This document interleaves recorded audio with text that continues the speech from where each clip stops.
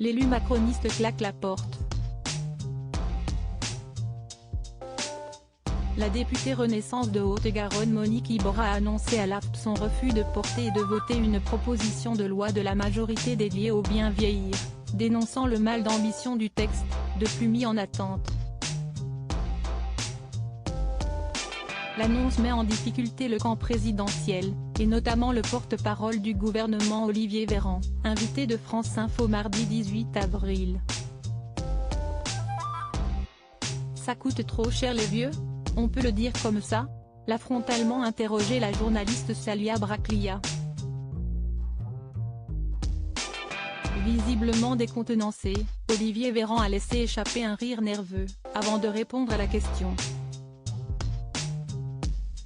Je crois que si est-il la première fois, en plus de 10 ans de député, qu'on a voté et déterminé un budget, avant de déterminer la manière dont on allait le dépenser.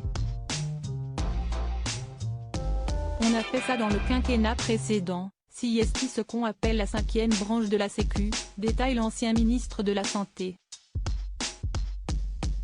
2,5 milliards d'euros de plus à partir de 2024, et au total 10 milliards d'euros de plus par an pour les personnes âgées en perte d'autonomie dans notre pays.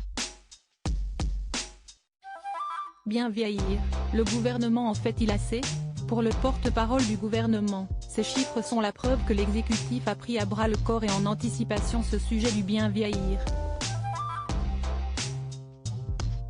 On n'avait pas le choix, mais on l'a fait aussi et avant tout parce que l'on tient aux personnes âgées, ajoute-t-il. Des déclarations qui butent sur les propos de la députée macroniste Monique Iborra. Celle qui devait être rapporteure du projet de loi sur le bien vieillir explique à l'AFP avoir mis 2 conditions pour accepter ce rôle, que le texte soit enrichi et qu'il soit une étape avant une grande loi sur le grand âge. 2 conditions qui ne sont, selon elle, pas réunies.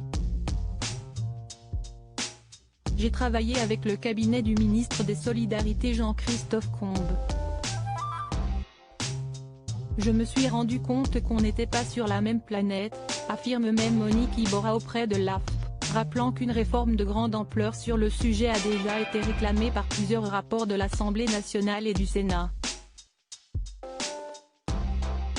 Crédit photo, capture d'écran France Info.